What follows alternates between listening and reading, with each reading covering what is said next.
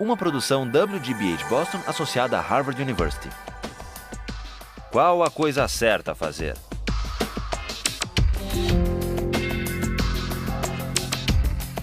Justice, com Michael Sandel. O lado moral do assassinato.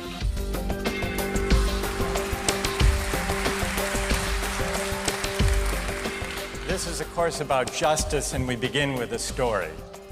Suppose you're the driver of a trolley car, and your trolley car is hurtling down the track at 60 miles an hour, and at the end of the track you notice 5 workers working on the track.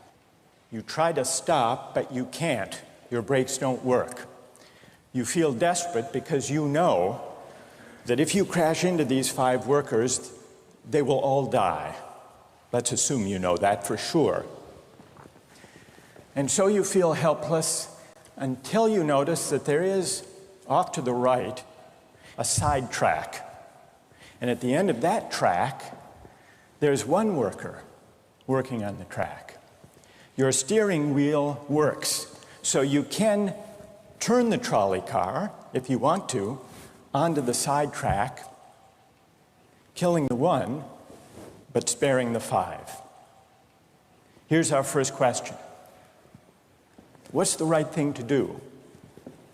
What would you do? Let's take a poll. How many would turn the trolley car onto the side track? Raise your hands. How many wouldn't? How many would go straight ahead? Keep your hands up, those of you who would go straight ahead. A handful of people would. The vast majority would turn. Let's hear first. Now we need to begin to investigate the reasons why you think it's the right thing to do. Let's begin with those in the majority who would turn to go onto the side track. Why would you do it? What would be your reason? Who's willing to volunteer a reason? Go ahead, stand up. Because it can't be right to kill 5 people when you can only kill 1 person instead. It wouldn't be right to kill 5 if you could kill 1 person instead. That's a good reason. That's a good reason. Who else? Does everybody agree with that reason?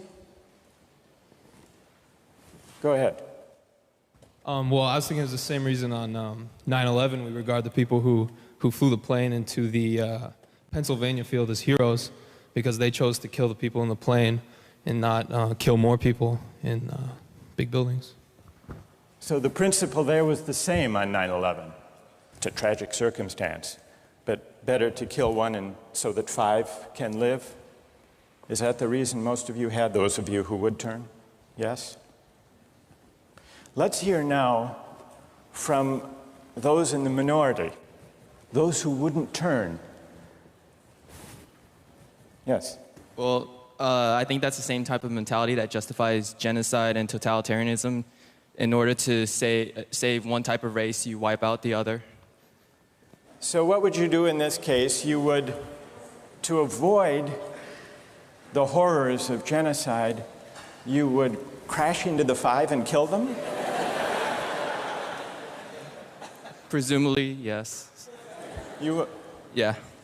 Okay, who else? That's a brave answer. Thank you. Let's consider another trolley car case and see whether those of you in the majority want to adhere to the principle, better that 1 should die so that 5 should live. This time you're not the driver of the trolley car, you're an onlooker. You're standing on a bridge overlooking a trolley car track. And down the track comes a trolley car. At the end of the track are 5 workers. The brakes don't work. The trolley car is about to careen into the 5 and kill them. And now, you're not the driver. You really feel helpless until you notice, standing next to you, leaning over the bridge is a very fat man. And you could give him a shove. He would fall over the bridge, onto the track, right in the way of the trolley car. He would die, but he would spare the 5. Now, how many would push the fat man over the bridge? Raise your hand. How many wouldn't? Most people wouldn't. Here's the obvious question. What became of the principle? Better to save 5 lives even if it means sacrificing 1. What became of the principle that almost everyone endorsed in the first case? I need to hear from someone who was in the majority in both cases. How do you explain the difference between the two? Yes? The second one, I guess, involves an active choice of pushing the person down, which I guess that person himself would otherwise not have been involved in this situation at all. And so to choose on his behalf, I guess, to involve him in something that he otherwise would have escaped is, I guess, more than what you have in the first case, where the 3 parties, the driver and the 2 sets of workers, are already, I guess, in the situation.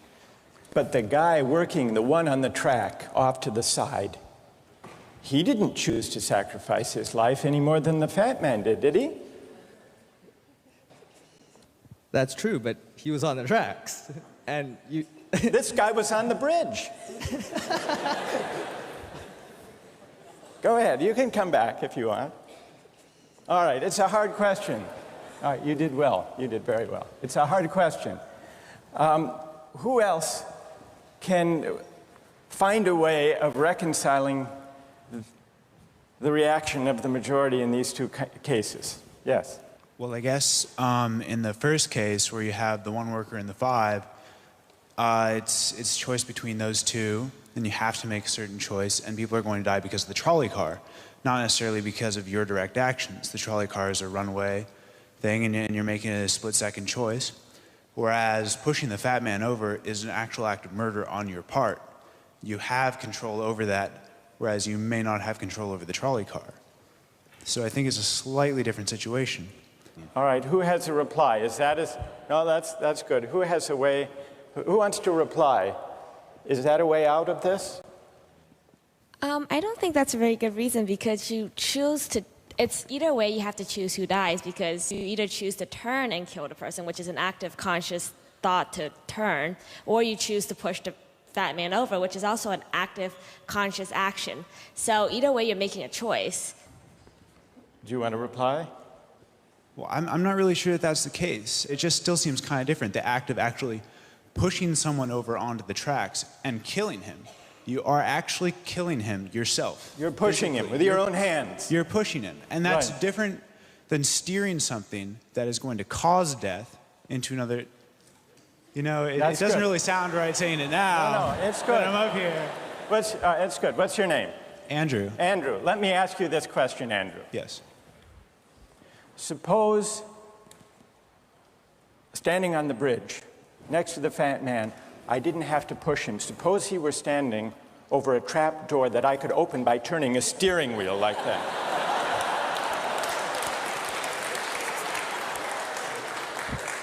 Would you turn? For some reason, that still just seems more wrong. Right? I mean, maybe if you accidentally like leaned into the steering wheel or something like that. But or say that the car is hurtling towards a switch that will drop the trap. Then I could agree with that. Fair enough. It still seems wrong in a way that it doesn't seem wrong in the first case to turn, you say. And in another way, I mean, in the first situation, you're involved directly with the situation. In the second one, you're an onlooker as well. All right. So you have the choice of becoming involved or not by pushing the fat man. Let's forget for the moment about this case. That's good. Let's imagine a different case. This time you're a doctor in an emergency room. and 6 patients come to you. They've been in a terrible trolley car wreck. 5 of them sustained moderate injuries. 1 is severely injured. You could spend all day caring for the 1 severely injured victim, but in that time the 5 would die. Or you could look after the 5, restore them to health, but during that time the 1 severely injured person would die. How many would save the 5? Now is the doctor. How many would save the 1? Very few people. Just a handful of people. Same reason, I assume. 1 life versus 5? Now consider another doctor case.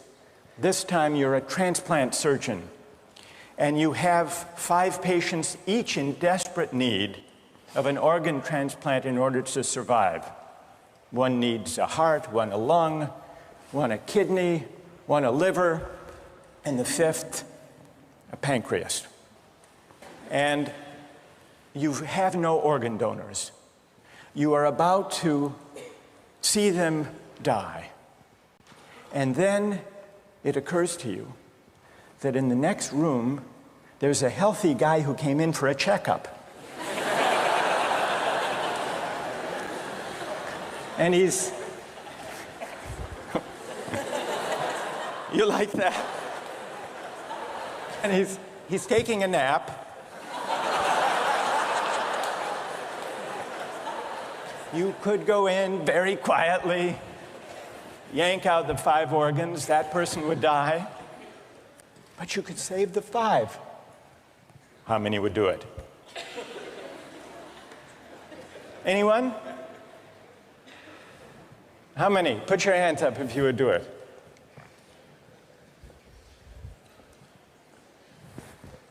Anyone in the balcony?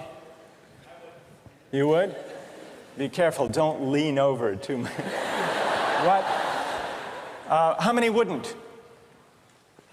All right, what do you say? Speak up in the balcony, you who would yank out the organs. Why?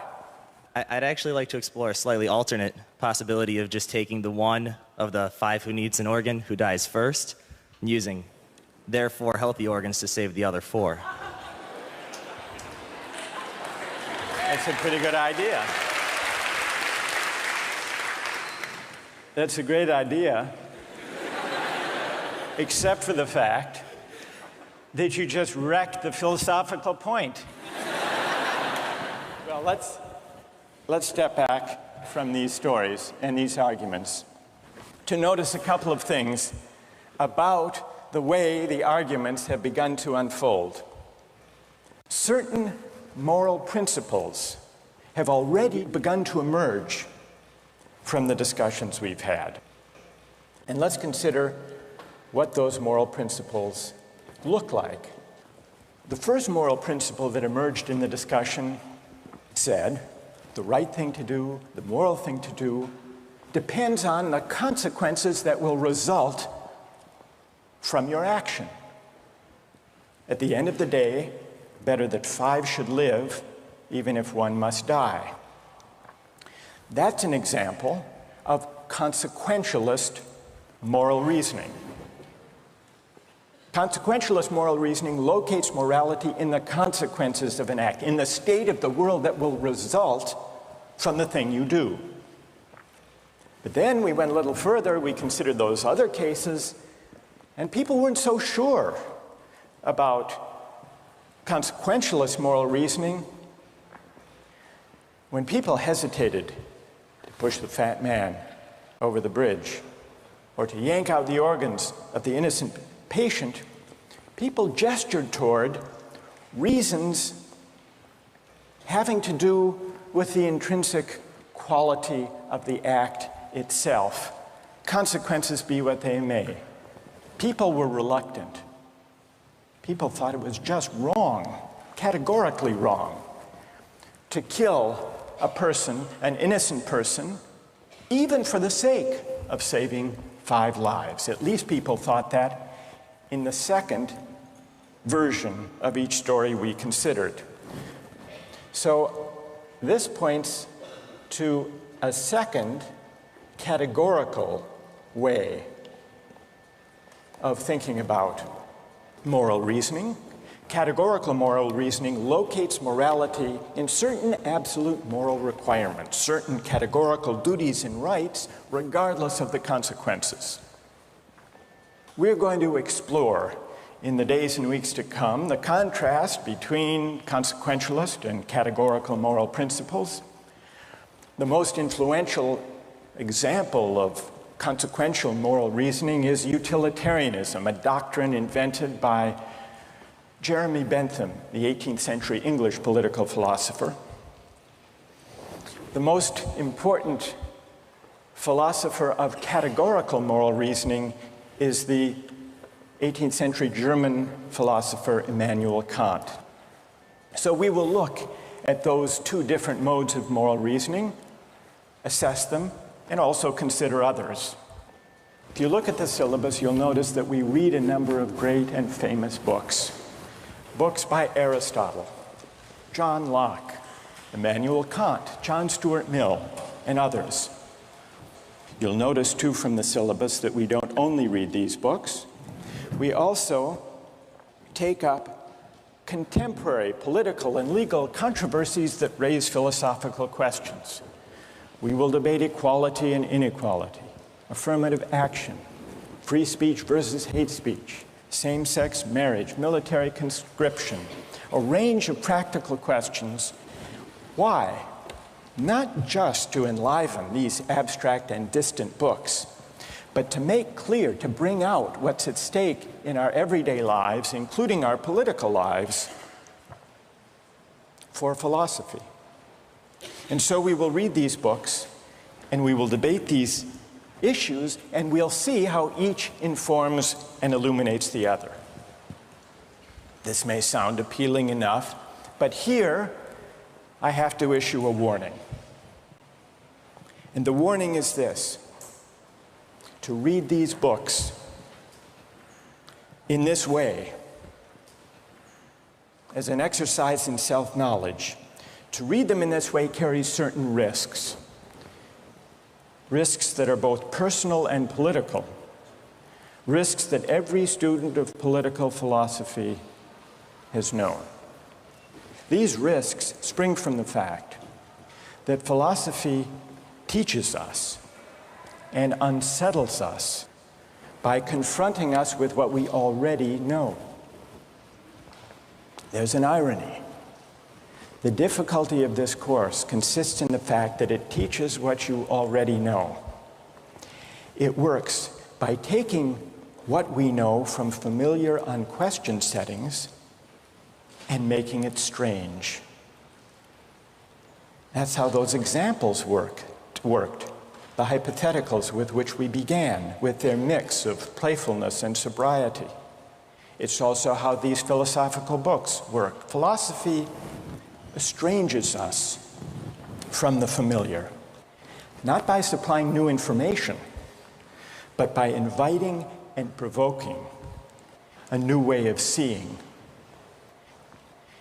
But, and here's the risk, once the familiar turns strange, it's never quite the same again. Self-knowledge is like lost innocence. However unsettling you find it, it can never be unthought or unknown. What makes this enterprise difficult, but also riveting, is that moral and political philosophy is a story, and you don't know where the story will lead, but what you do know is that the story is about you. Those are the personal risks. Now what of the political risks? One way of introducing a course like this would be to promise you that by reading these books and debating these issues, you will become a better, more responsible citizen. You will examine the presuppositions of public policy. You will hone your political judgment. You will become a more effective participant in public affairs. But this would be a partial and misleading promise, Political philosophy, for the most part, hasn't worked that way. You have to allow for the possibility that political philosophy may make you a worse citizen rather than a better one, or at least a worse citizen before it makes you a better one. And that's because philosophy is a distancing, even debilitating activity. And you see this going back to Socrates. There's a dialogue, the Gorgias, in which one of Socrates' friends, Callicles, tries to talk him out of philosophizing. Callicles tells Socrates, philosophy is a pretty toy if one indulges in it with moderation at the right time of life. But if one pursues it further than one should, it is absolute ruin. Take my advice, Callicles says. Abandon argument. Learn the accomplishments of active life. Take for your models not those people who spend their time on these petty quibbles, but those who have a good livelihood and reputation and many other blessings. So Callicles is really saying to Socrates, quit philosophizing, get real, go to business school. And Callicles did have a point. He had a point because philosophy distances us from conventions, from established assumptions, and from settled beliefs. Those are the risks, personal and political. And in the face of these risks, there is a characteristic evasion. The name of the evasion is skepticism. It's the idea, well, it goes something like this. We didn't resolve once and for all either the cases or the principles we were arguing when we began. And if Aristotle and Locke and Kant and Mill haven't solved these questions after all of these years, who are we to think that we here in Sanders Theater over the course of a semester can resolve them? And so maybe it's just a matter of each person having his or her own principles and there's nothing more to be said about it. No way of reasoning. That's the evasion of skepticism, to which I would offer the following reply. It's true, these questions have been debated for a very long time. But the very fact that they have recurred and persisted may suggest that though they're impossible in one sense, they're unavoidable in another. And the reason they're unavoidable, the reason they're inescapable, is that we live some answer to these questions every day. So skepticism, just throwing up your hands and giving up on moral reflection, is no solution. Immanuel Kant described very well the problem with skepticism when he wrote, "Skepticism is a resting place for human reason, where it can reflect upon its dogmatic wanderings, but it is no dwelling place for permanent settlement. Simply to acquiesce in skepticism," Kant wrote, "can never suffice to overcome the restlessness of reason." I've tried to suggest through these stories and these arguments some sense of the risks and temptations, of the perils and the possibilities. I would simply conclude by saying that the aim of this course is to awaken the restlessness of reason and to see where it might lead. Thank you very much.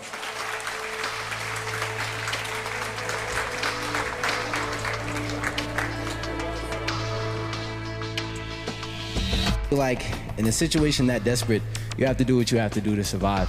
You have to do what you have to do. You got to do what you got to do, pretty much. If you've been going 19 days without any food, someone just has to take the sacrifice. Someone has to make the sacrifice, and people can survive. All right, that's good. What's your name? Marcus. Marcus. What do you say to Marcus?